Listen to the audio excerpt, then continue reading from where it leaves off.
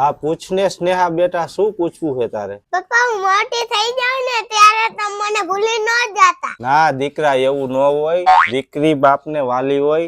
દીકરી ગમે એટલી મોટી થઈ જાય ને તો બાપ ક્યારેય નથી ભૂલતો.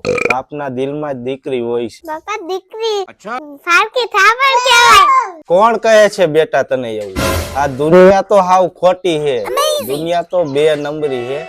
કોઈ દી બાપ રહ્યો ને કોઈ દી દીકરીને પારકી થાપણ નથી માનતો. જો આમ તારી માં આવે છે ને એને પૂછી જો તું, દીકરી કોઈ દી પારકા ઘરની થાપણ ન કહેવાય.